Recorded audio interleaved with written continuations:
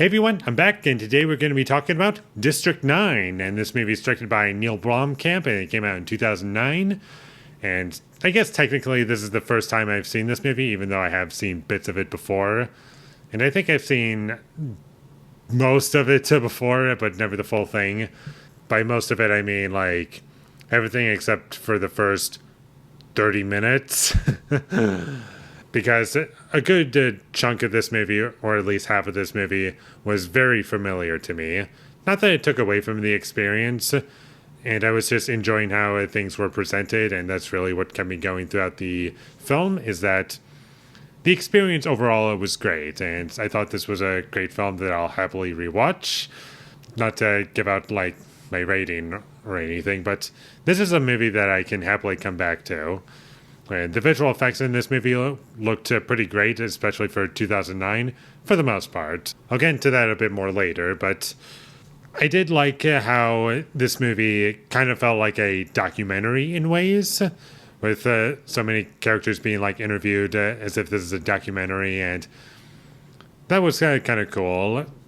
It kind of made the film a bit more unique, and I do also like the aliens and how they're designed.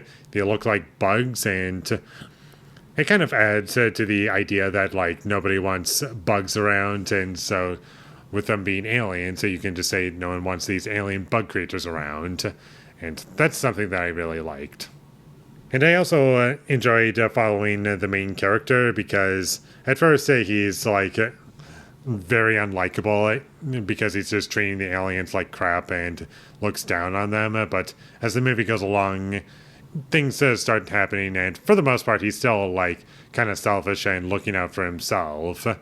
And that was kind of a nice change of pace, and not just being like the selfless, heroic character ever.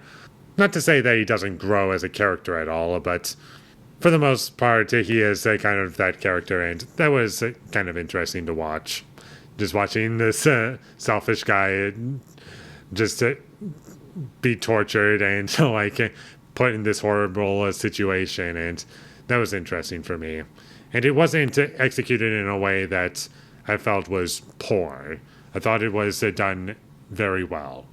And the reason I say that is because having a unlikable main character who's just always looking out for himself, that can go wrong very easily.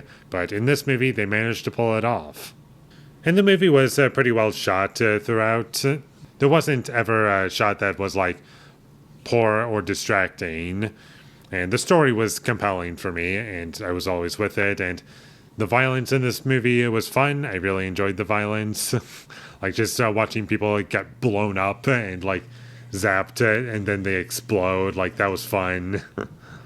But I did have a couple issues with this movie, and one issue that I had was kind of just like a tiny thing, and that is eventually the main character gets sprayed by like a thing or whatever, and eventually you learn what it is and what it did to him, but he doesn't say anything to anyone, and I found that to be kind of weird. And there were some weird sound design choices that were just kind of off. Like sometimes an explosion occurred, and the explosion was just really quiet. Like, I don't know why it was so quiet. Explosions are loud, not silent. Like, I don't think a silencer on a bomb is going to work on a bomb. Like, I don't think that's how it works, or whatever. And one last thing, the visual effects, I mentioned that they looked great, especially for like $30 million. And if I'm not mistaken, Neil Blomkamp has a background in visual effects, and he was able to make this movie for less than a budget than you would expect. Like, I believe it's 30 million he was able to make this movie for, and from the looks of it, you would expect it to be like at least 100 million, but, or at least in that ballpark of 100 million, but this, it was like 30 million, and I gotta say, it looks a lot better than 30 million. But my one issue with the visual effects was that sometimes they looked a little bit janky, or like the frame rate was off, and it might have had to do with the fact that I watched this movie on Amazon, and well, first off, it didn't really give me a subtitle option for whatever reason. That was kind of odd. And also, it just might have to do with the fact that I watched this on a streaming service. Maybe it might not happen if I watch it on an actual disc, but as I said, there were some effects shots that looked a little off because of the frame rate.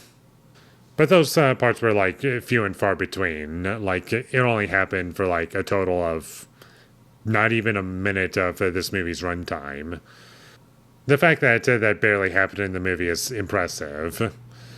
Overall, I thought this movie was great. I would definitely recommend that you check it out, and I don't really have much else to say about it. It was a good movie. I would recommend it. It was fun, and check it out whenever you get the chance. And with all that being said, I'm going to give District 9 an 8 out of 10.